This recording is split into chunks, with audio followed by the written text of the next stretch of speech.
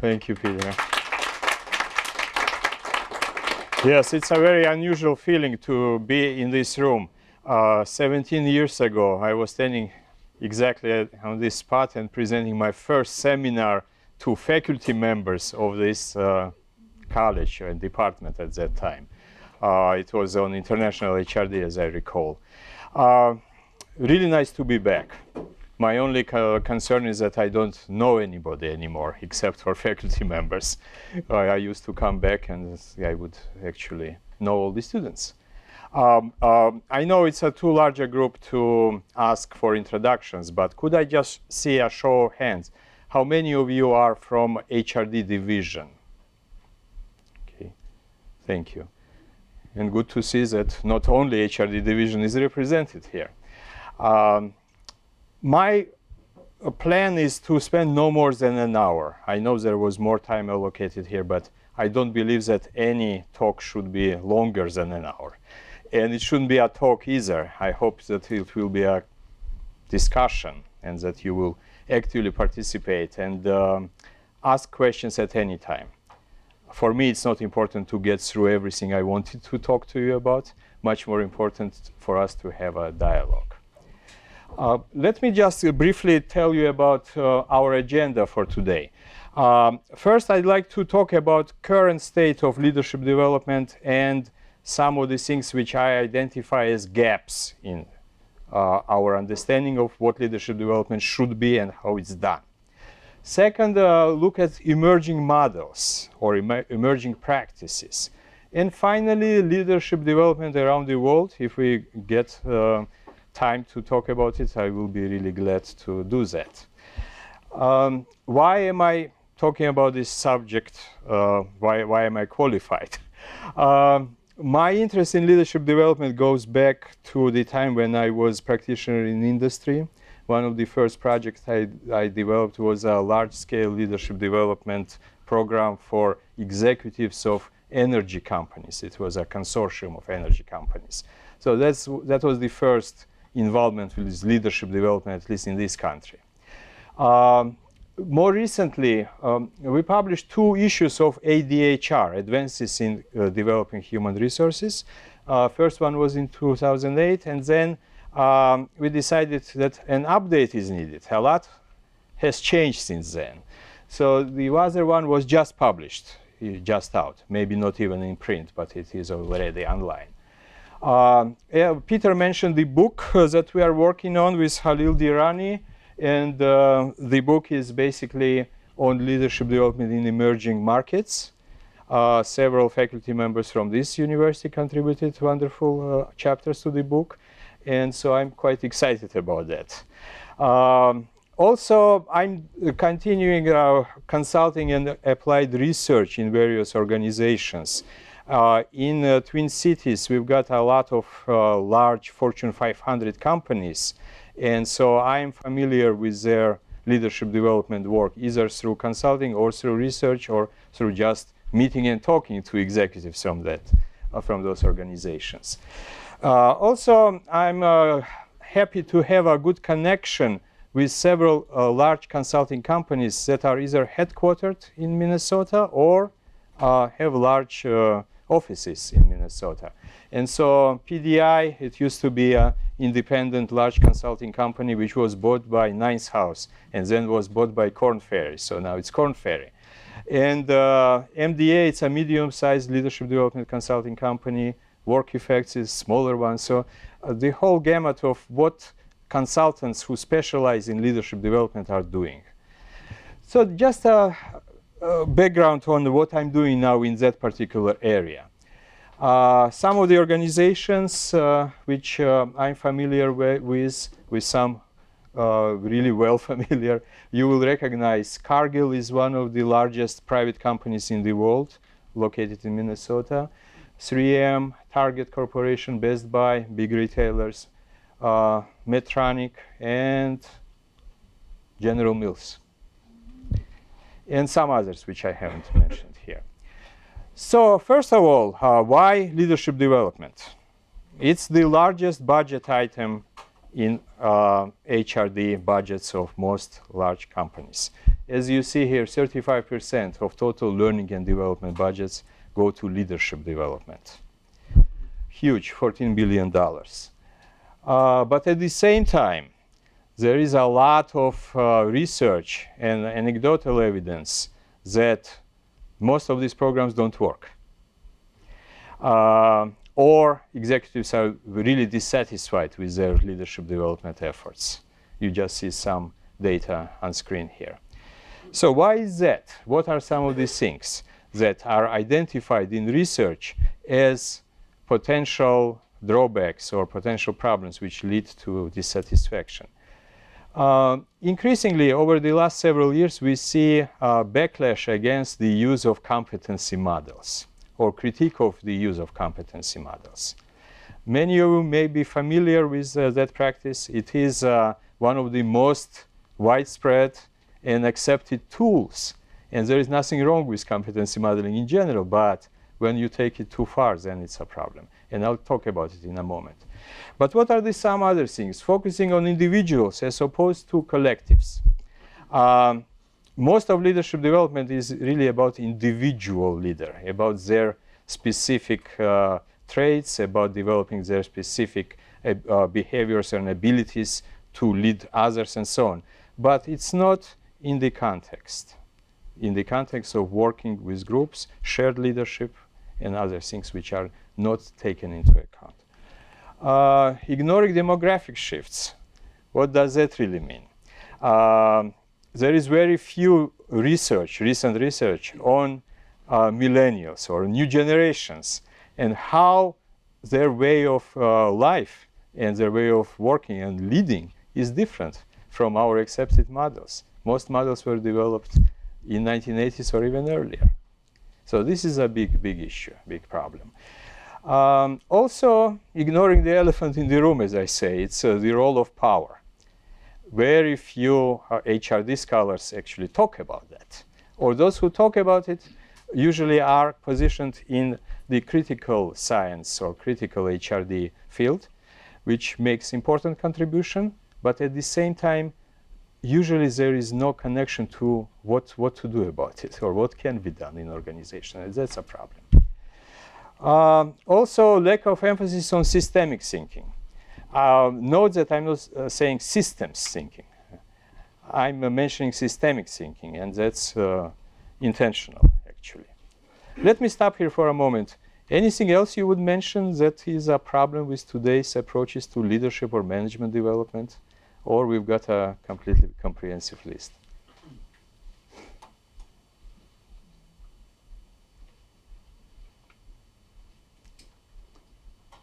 Yes, I'm sorry, he was first. Yeah. Okay. Might identity be inherent in the role that power has, the role of power in organizations, so power distancing, who has power, who has access to power, so like the who instead of the what? I would maybe possibly. I think that's a wonderful, yeah. Like a sub-point of the role of power. Yeah, that's a wonderful contribution because it connects this point about power to, first of all, cross-cultural differences too, because you mentioned power distance. Power distance is understood differently everywhere. Plus, it connects to identity, personal identity. Wonderful, thank you. Go ahead. Same thing with piggybacking sort of on that and the competency models, but changing organizational structures, being more flatter, or at least a desire to have more flatness in the structure might not be taken into consideration. And emerging organizational structures which are completely different, and they require different types of leadership. Yes, Renato. An example that I think challenges the competency model, it might be included in the demographic shifts in power as well. That's the issue of gender and role model. So most of those models have been developed thinking about man as a characteristic. Still a constant challenge for women. Exactly. Yes, and demographic shifts, it's not only young versus older workers, but it also significant increase in female participation in the workforce. And then, of course, ethnic and racial and so on. Yes. Okay, very good. So, talking about competencies, I said there is nothing wrong with them, but there is also something wrong. And what it is really, traditionally how we develop leadership development programs. Start with competency modeling, identify what are behaviors required in our organization. Then assessment of leader strengths and weaknesses through 360 multi-source feedback usually. And based on that, programs are developed. And usually it includes training, coaching, mentoring, and so on. So quite a logical succession of activities. And you see each large organization, but also each government office will have their own model. Office of Personnel Management, US Office of Personnel Management, has a competency model that includes 28 competencies clustered in 6 clusters. So, makes sense to have such a model. But the problem is that while they provide structure, common language, consistency, they are much more easier quantified, easier to evaluate. There is a dark side. What is the dark side? Major thing is reductionism.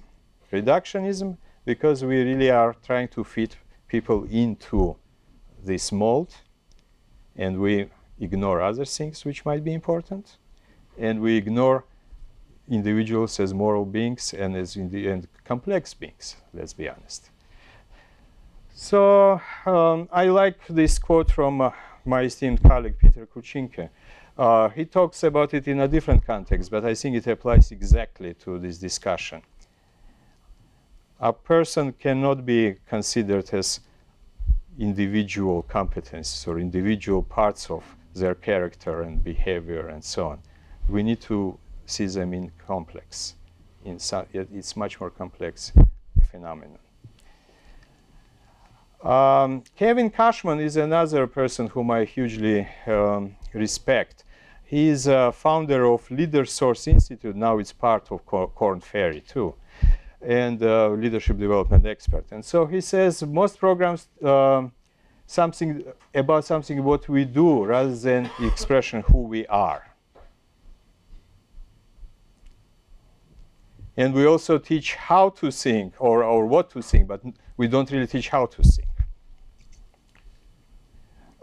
So my argument is that one of the main problems is the lack of attention to holistic development, moral agency issues, authenticity, self-awareness, capacity for self-development, levels of individual development. And so all this is missing when you are following blindly the competency approach. In my conversation with executives in leadership development in organizations, what they are saying is that, yes, we use competency models, but usually for the entry-level leaders, first step. Once you move to more complex roles and complex jobs, that doesn't work anymore. We need something else. So focusing on individuals, not collectives, I mentioned earlier. I would call too much leader development, not enough leadership development. Because leader development is really developing individual leader capacities, abilities, approaches, and so on. Whereas leadership development, it's a process which includes collectives. Is it whole organization or groups, and so on. A new concept that's emerging and is being applied in quite a few organizations with whom I have interaction, be it consulting companies or companies in industries or clients, is this issue of shared leadership. Basically what they are saying, it's actually CCL report 2014, very useful. If you haven't looked at those, access them online, they are free. Center for Creative Leadership provides very long and very useful reports which you can actually find for free. And so one of the reports talks about this concept of shared leadership, moving from the old paradigm when leadership resides in an individual to leadership residing in groups and shared between individuals. You mentioned earlier new structures and new types of organizations. Increasingly, we see that shared leadership in many organizations. And so the question would be, what conditions do we need for leadership to flourish in a network of individuals, rather than what conditions we need for individual leaders to flourish? Now, ignoring demographic shifts, we already started this conversation earlier. And as you see, 75% of all organizations will be run by millennials in just several years, really. They've got a very different attitude, different styles, different philosophy of life, and are much more open to the notion of shared leadership or distributed leadership. That's already there. Self-organization. Another strand of research which I'm interested in is self-organizing systems. And so people who are used to social networks, they are more open to self-organizing systems and bringing that experience to the work. Also, very different work ethic. Research shows that there is a lot of narcissistic tendencies. Maybe that's our education system, or I don't know what's going on, but it's there. Cavalier attitude to work, but at the same time could be loyalty to individual managers, not to the organization, more of a personal relationship. Commitment to idealistic visions. Lots of younger generation employees and leaders will actually like to work in a specific organization because it has a social mission, because it has strong CSR. And also ready to work hard, but only if there is immediate gratification or at least immediate promise of positive reinforcement. So you see, these are quite different assumptions from older leadership models. I see a number of you are actually nodding. Do you have any additions to what you see on the board?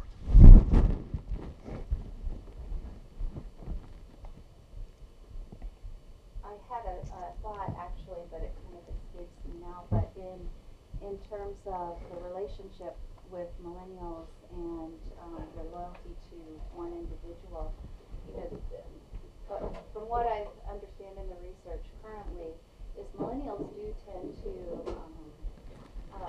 look more to their relationships as being more open to that mentoring relationship. So you're right, as you know, they do look for that immediate reward and recognition, but they don't really see the power, the power of protocol between leadership as we find it and their role as a subordinate. So they kind of, that relationship is a little bit different, or they're looking for something a little different in that relationship. And having immediate access to their leaders. Yes, yes. So they tend to jump those normal normal protocols that organizations tend to have in place to get right to the leader. That's a really good point. Jump normal protocols, exactly, which could lead to problems or to wonderful outcomes too. Exactly, at the same time. Yes. Yeah, actually some of this comes from Cassie Eagers and Jamie Callahan's recent article in the ADHR issue, which just came out. So if you are interested in those issues, look for that article. Ignoring the role of power, well, organizations as a field of power or patterns of power relationships, research on that is being done, but outside the HRD field. At the same time, if we go to sociologists, Pierre Bourdieu, for example, you see that there is a lot of work which shows that it's not just black and white. It's not so simple. Somebody is in power, others don't. We all have some power, and power is distributed, and power is actually becoming stronger on lower levels if people work in networks. But then how to put it to productive use and how to break down the barriers. Now systemic thinking. Earlier I mentioned that it's not systems, it's systemic thinking. And so what I mean by that is really we need to be aware of complex adaptive systems. We need to be aware of issues of sustainability, corporate social responsibility. And SHRM, SHRM, recently even came up with a new term. So it's CSRS. So it's a new term as opposed to the old CSR.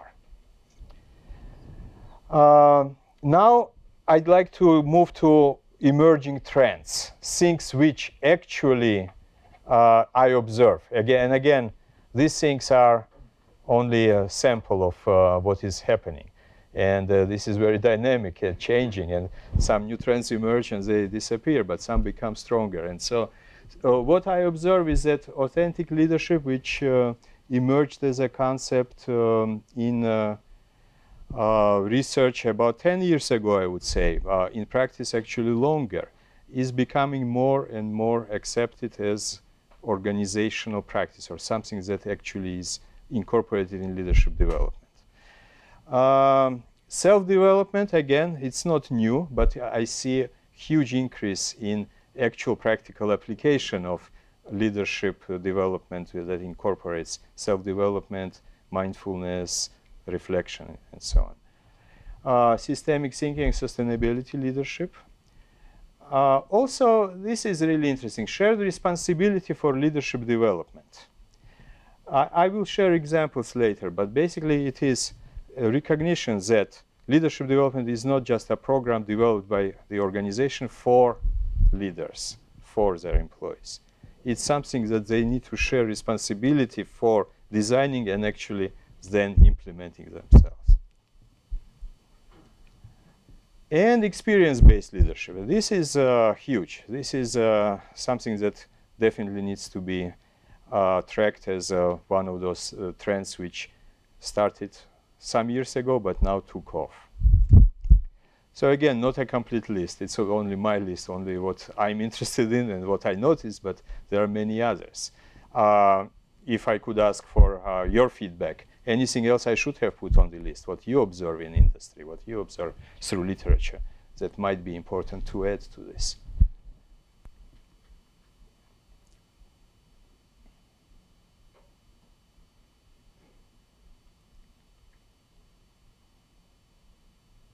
Wow, so I was right. I've got a comprehensive list which you all agree with. All right.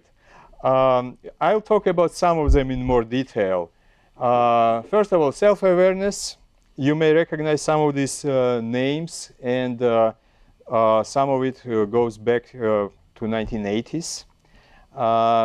Consulting practices started around these models or these approaches have been in place for a long time. But again, what I see, it's becoming much more accepted. I remember when I was director of training, when we used to invite some of these people actually to deliver lectures to our executives, others would tell us, "Are you crazy? Why are you doing this? That is too fluffy or it's too soft and they will not like it." What was happening actually, executives loved it, but it's a different question here. So there was this perception. Now I don't see perception of this being too far out or too soft. Emotional intelligence, of course, mindfulness at work, John Kabat-Zinn. Flow, this is really important not only for leadership development, but for any studies of expertise, creativity, innovation. Leadership from inside out. But again, this is all based on usually consulting models or some practical experiences, not as much supported by research literature. What is supported by a lot of recent research is authentic leadership concept. Fred Luthans and Bruce Avolio are some of the most well-known industrial organizational psychologists. And so they switched from working on other areas of psychology to authentic leadership. Actually, Avolio was one of the founders of a transformational leadership model, but now he's interested in this more. So what they say is it's being self-aware, acting in accord with one's true self, and it's also genuine expression of what a person thinks and believes in. So that's a general definition. Cashman also has a nice definition here. Well-developed self-awareness that openly faces strengths, vulnerabilities or weaknesses, and development challenges.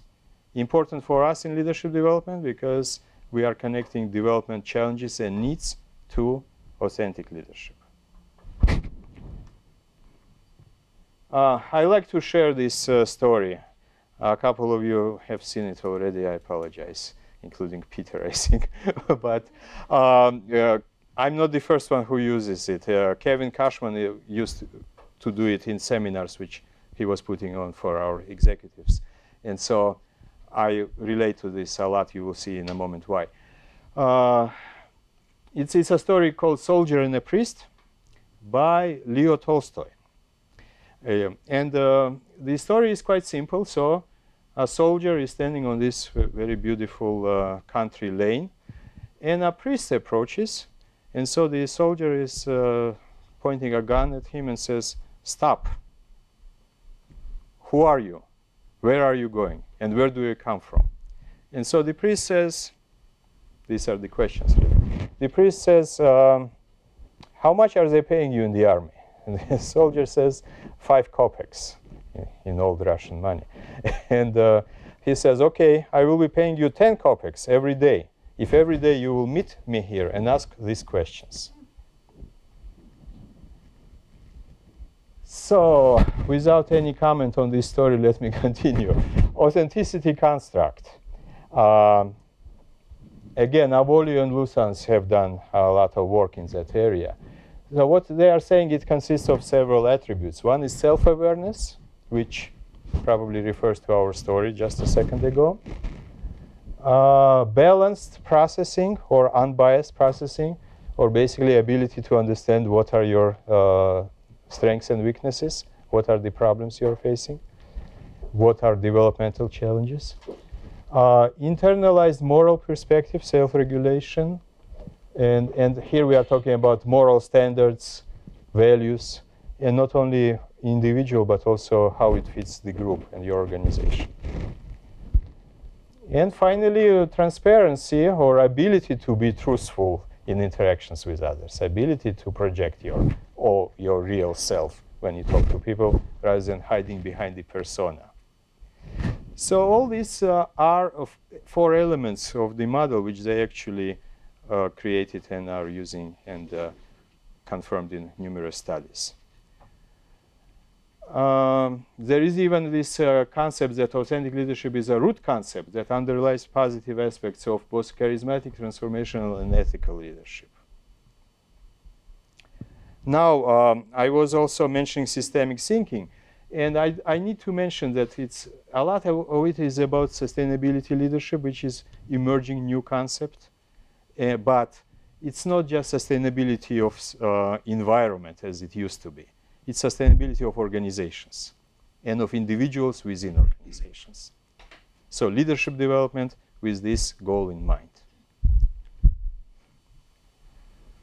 And as you see, a Center for Sustainability Leadership at Cambridge, they've got their own model, which includes all these elements. A strong emphasis on global leadership also, as you see here. And sustainability in global context. I also mentioned that emerging trend which I observe is transferring ownership of leadership from leadership development from organizations to individuals, or so-called shared responsibility. And this is based on several assumptions. So first of all, people learn, develop best when they are in charge of their development. That's one of the assumptions of adult learning theory. And Keegan's theory of stages of adult development, again, confirms that as we progress through stages of our moral development and our cognitive development, we become more aware of the need to be responsible for our own lives. Moral agents, but also responsible for our development. And then we need to be able to make those decisions rather than organization making decisions for us. I wanted to share a case example. It's from Target. Target Corporation has one of the best leadership development programs anywhere. I'm just amazed by their performance. So I worked with them for almost a year just recently. And what I see, what they are doing, with each individual leader, they've got conversations about shared responsibility.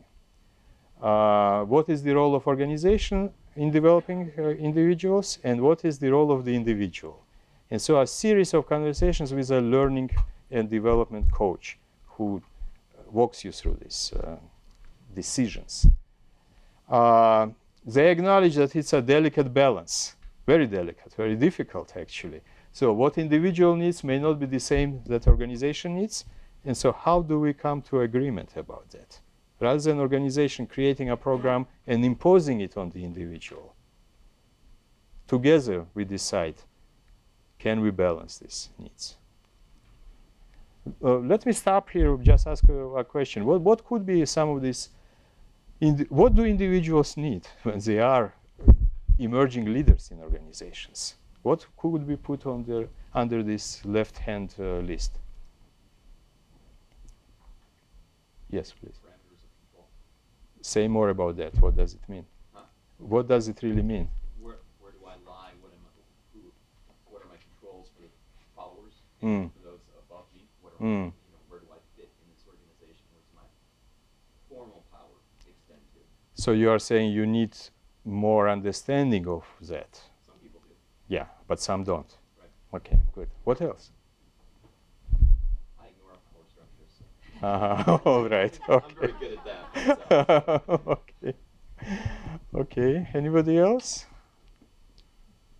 Yes. Who am I and what do I care about? Mm. What do I want to accomplish in my life? Okay. Okay. Wonderful, because the next slide will show exactly that. Good. Thank you.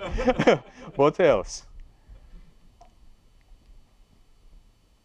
One more. I need one more.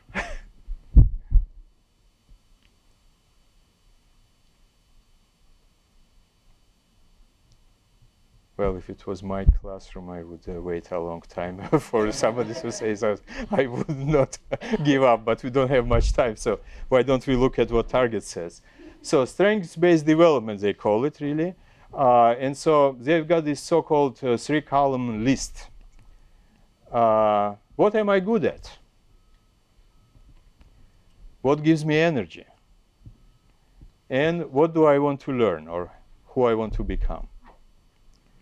And so then what they do for 1 and 2, recall very specific activities that support your conclusions. It's not just nebulous feelings that I'm good at something. What specifically do you do? Or what are those things which give you energy?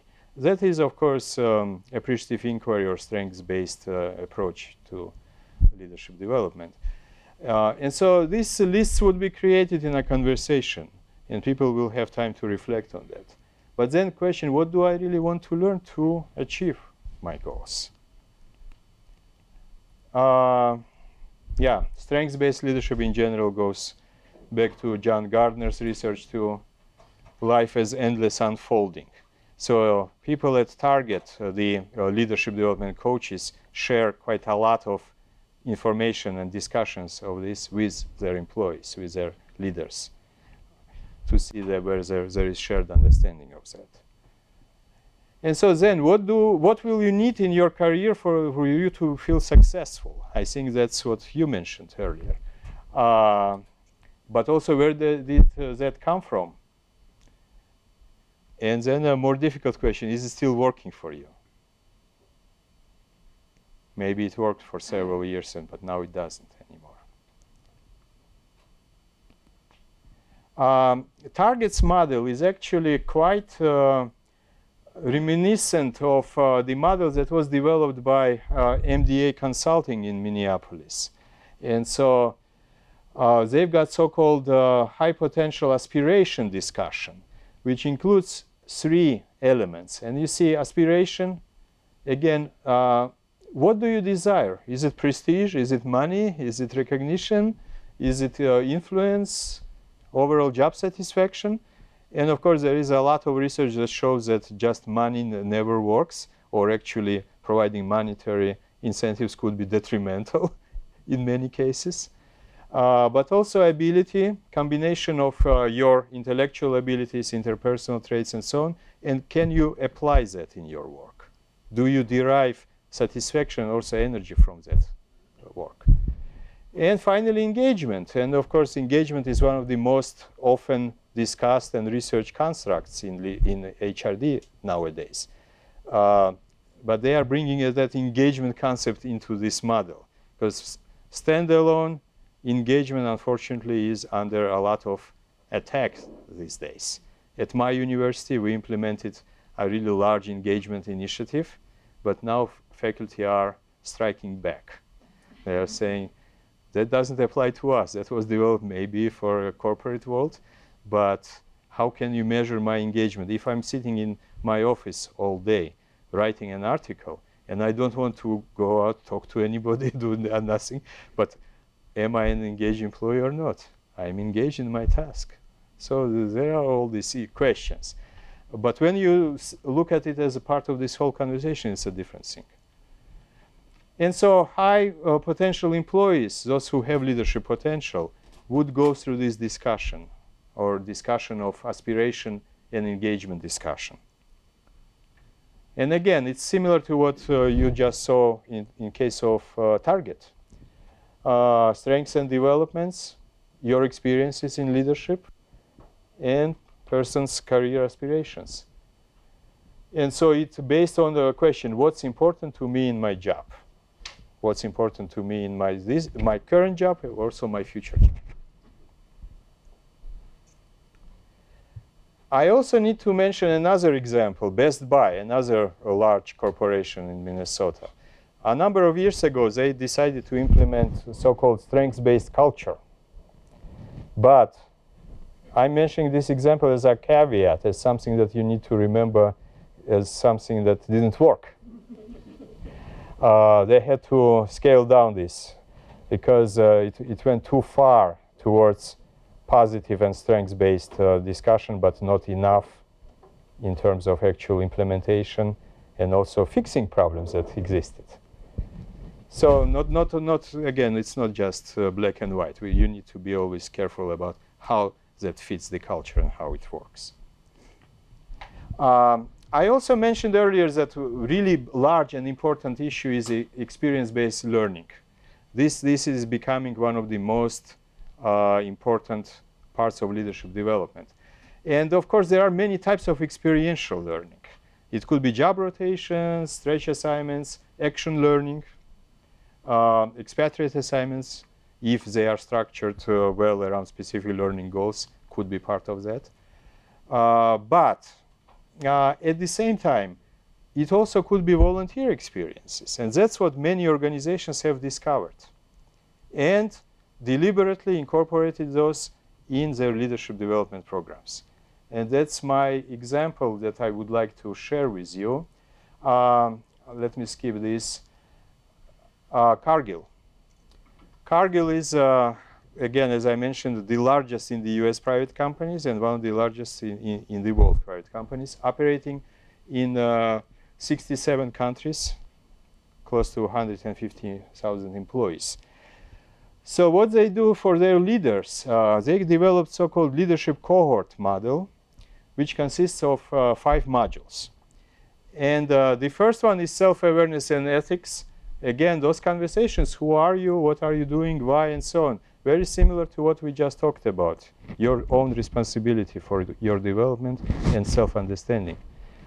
Then a so-called CSR sustainability project. They take executives to Latin America, to specific countries where they actually volunteer, they are not paid, and they work on specific projects in healthcare, education, agriculture, and so on.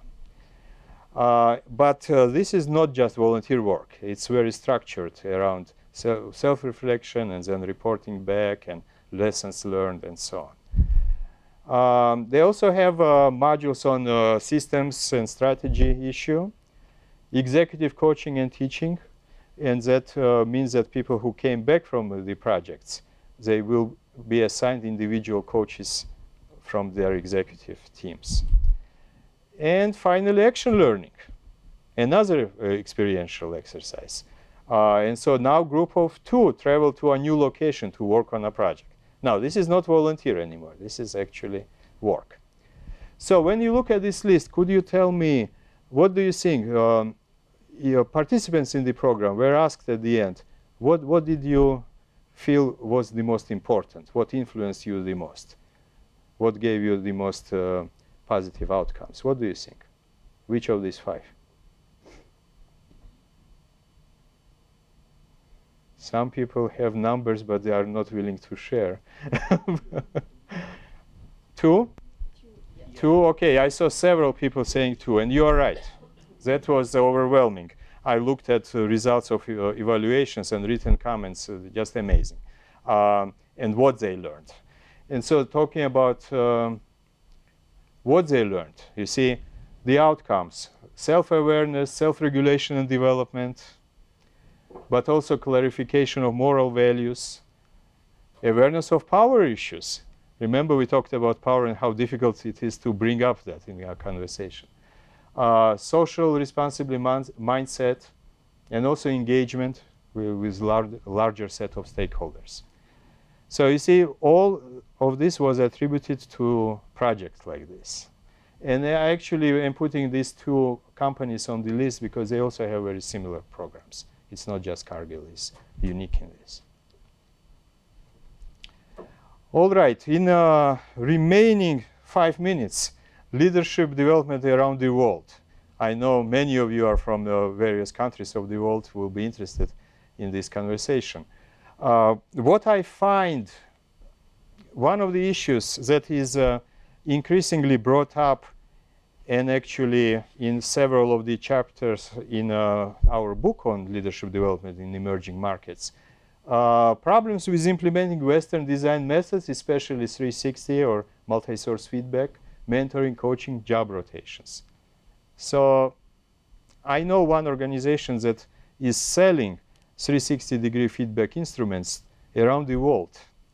And so they implemented models that they developed here in the US. They claim that, well, it could work anywhere. But I always ask them, how do you account for cultural differences? And that is a problem. Role of religion. In our HRD literature, we don't talk about it much. Gary McLean had an issue of ADHR in 2006 on religious views. But even that was mostly about religious views and a little bit on how it can affect HRD. There was no research on this or something. Global competencies. That is emerging as trend. I see more and more articles on global competency models. One of them was in our ADHR issue too. But of course, it's only initial stages. It hasn't been well developed yet. So if anybody is looking for a dissertation topic, you may find an angle on that because it's still under development.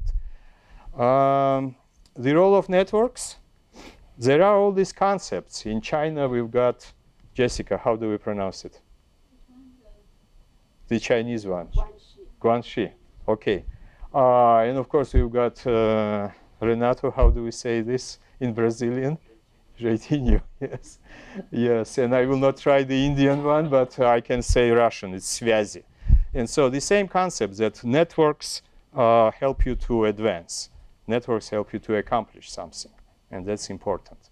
But how is that related to everything else, to global competencies, to leadership development? How do you incorporate this? How do you even talk about this? So all this is not addressed yet. And finally, what's fascinating to me is several people who, again, contributed either to my book or what I read in other articles, try to develop indigenous models of leadership. And sometimes they are saying that these models could be based on traditional or tribal models. But again, it's only an idea yet. Yeah. How do you actually do it? How do you implement this? Well, I promised you that it cannot go more than an hour, so that's the time to say thank you, but also if you want PowerPoints or if you want any, if you want to ask any questions, please always feel free to contact me. Thanks, Peter. So we do have time for questions and discussion. We have the room until 1:15, but I know several of you need to leave before 1. But please, let's open it up for discussions for as long as it goes. And as a quick announcement, Sasha will be available this afternoon at 3 o'clock in the third floor conference room for an open meeting with graduate students. So you can, if you're interested, discuss further this topic or anything else that's of interest about HRD or his views. So please attend that. So open discussion, please. Yes, please. My question is related with the difference of developed economies and developing economies. So, because I'm from China. Yes. So have you, through your research or through the literature, have you observed any major differences about leadership development in those different kinds of economies? Yes, a really good question. And this book on leadership development is, we call it in emerging markets, because right now the concept of developing world is very difficult to, I guess, to uphold. There are all these different levels and different types of countries and economies which cannot be called developing anymore. And so, well, again, what I was mentioning on this list even, these are some of the things which I observed that in specific countries are done differently, or scholars and practitioners there are saying we should be doing it differently. What I observe is that there is a lot of direct transfer of Western models, leadership models, and quite often without thinking, and quite often without good adaptation. And so there is this problem with countries, including China, that have state sector and then individual or private sector, and then foreign multinationals. All three will have very different leadership development models. And so we need to account for that too. Thank you. Yeah, I saw a hand earlier. Yes, go ahead. You mentioned before the transformation leadership and the authentic leadership. So what is the main difference between transformation leadership Yeah. And the authentic leadership includes the transformation? very, very good question. Well, hard to address in 5 minutes or in a minute. Just a history. Transformation leadership was started by Bass and Avolio mostly. And initially it included 4 elements. One of them being intellectual stimulation, and you know this. Yeah. But then what happened? Avolio decided that it needs to be taken next step. And so he got involved in research on ethical leadership and then on authentic leadership. And so because the transformational one wasn't addressing the issues, again, of moral agency, it wasn't addressing the issues of individual moral responsibility, and it also wasn't addressing issues of self-reflection and understanding yourself. It was oriented towards your employees or followers. What do you do to inspire them? What do you do to support them? But not so much on yourself. And also not so much on understanding of your ethical responsibility towards the society and larger stakeholders. So that's in a nutshell. But again, this is really quite an interesting progression. Yes. Yes, Jessica. I wonder what you think about each country go develop their own indigenous leadership models, and what's the value of that? The reason I ask that question is I think, like in terms of leadership, if we kind of put in a construct of multiple dimensions of leadership, and I believe there are certain dimensions that kind of share, especially because globalization and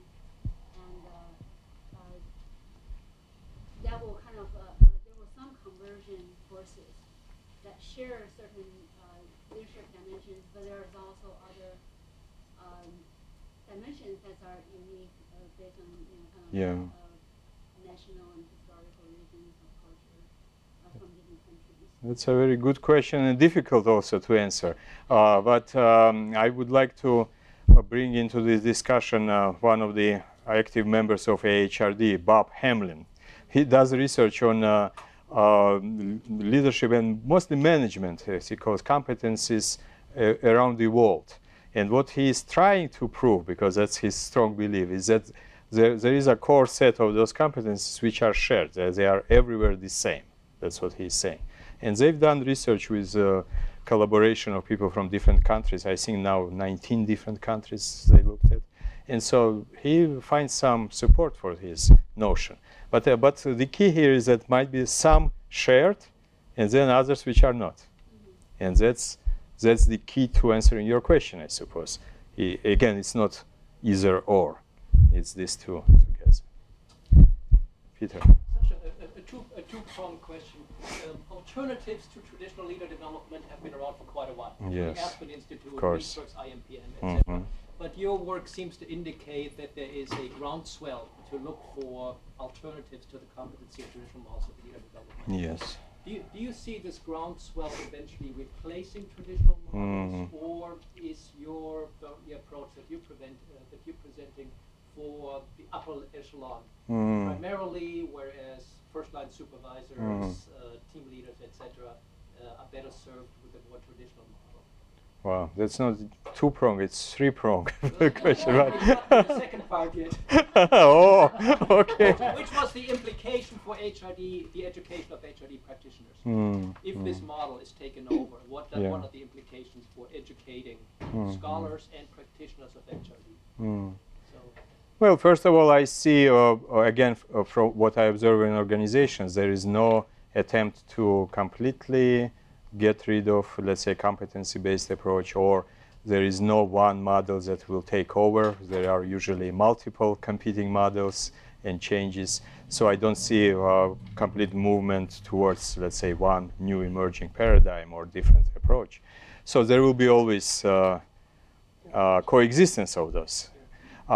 I really believe that for entry level, maybe you need competency approach, and that will remain probably. I don't know.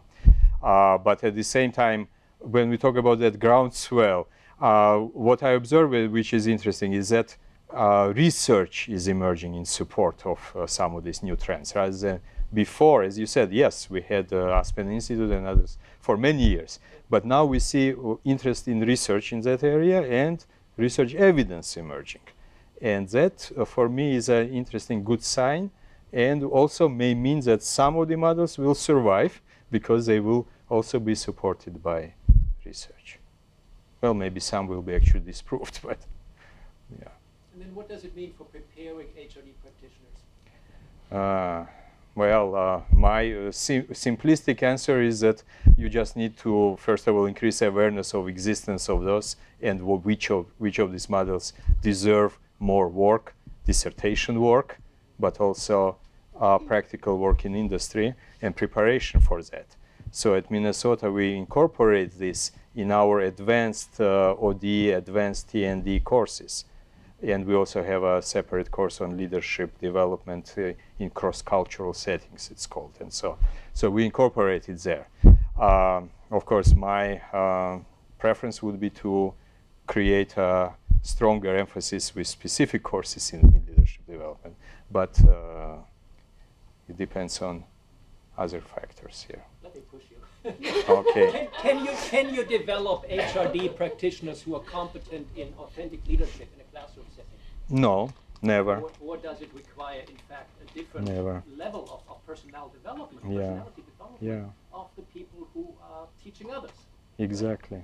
No, of course not. It's the same thing as in the business schools. There is always this debate, can you really develop business ethics? There are courses on business ethics at the University of St. Thomas, with which I've been associated.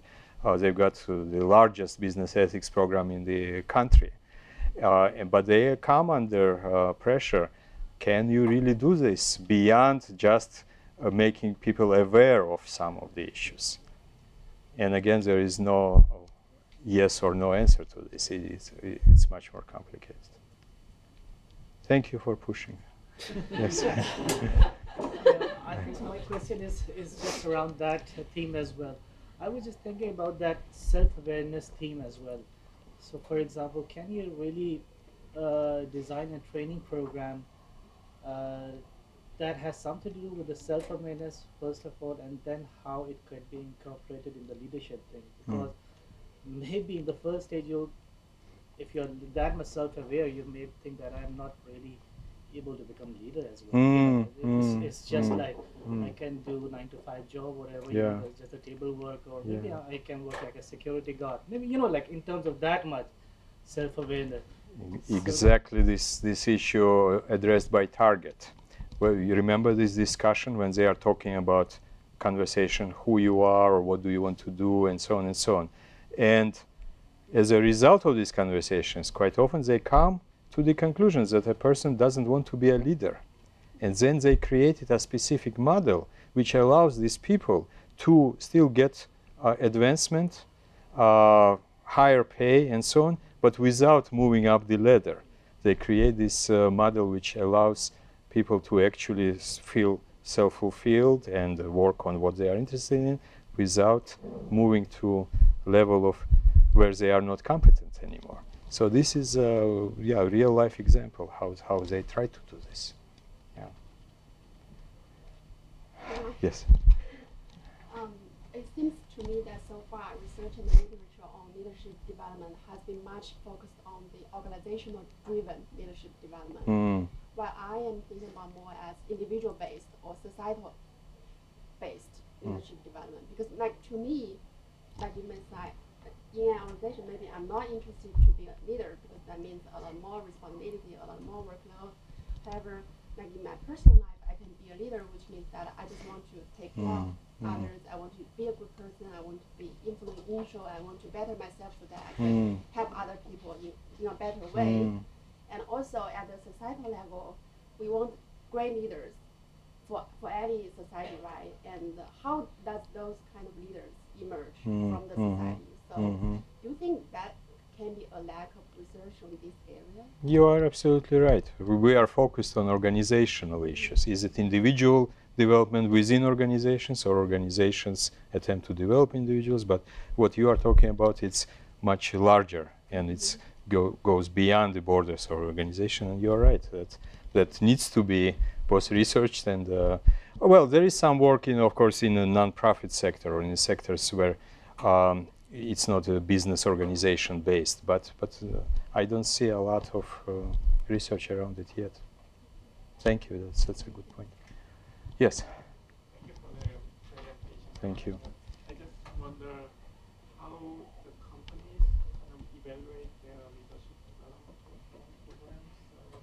How do you know the leadership was actually improved after? Yeah. Well, question. Yeah, question of evaluation. How could companies evaluate their leadership development? One of the most difficult questions. And each company has a different approach to that. For example, with Cargill, this huge organization, and has outstanding leadership development programs. Their response to this question was, just recently, we don't care. And I asked them, what do you mean?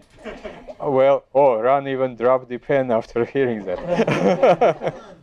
Yeah, but their response was, we know that that's good because we get positive feedback from our executives about participants, and that's enough for us. We don't want to create a model which will provide numbers. So that's their response. I'm not saying good or bad. That's what they're saying.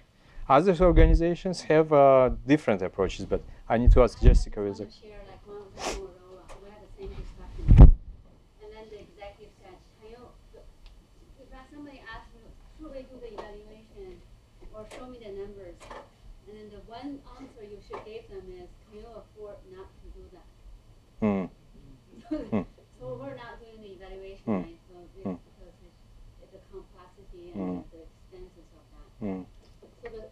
So the answer counter that question is, can you afford not to do the training, the leadership development? Yeah, well, I don't know. It's. Do you remember that answer, like was given by the learning executive in Motorola? In Motorola? Okay, yeah. Well, and again, going back to this, and I've got other models where they actually use Kirkpatrick's 4 levels and so on, and try to get to the 4th level and so on. So it depends on the organization, and but again, quite a few of them accept that feedback from participants and feedback from their employees later on the job is enough. So if somebody came back from this training, did they change to positively? So, all right. Yes. So I got a question. Last couple of years, so I don't represent HRD, I represent higher ed. Okay. And I've been working with these awesome people about how students progress through leadership development. And to me, there seems to be a gap between leaving here and going into a corporation and understanding what happens with these specific students that go to like the leadership center or leadership classes that are just not purely business oriented. In your experiences, and I know you say you work with mostly top people, but have you seen where corporations or organizations might track those kind of people who have done extracurricular leadership development, and what is the outcome for those individuals? Are they more recognized? Do they have greater capacity and skill to begin with? Are they more narcissistic than average? Oh, wonderful question. I don't have a direct answer to this because I don't have data on that.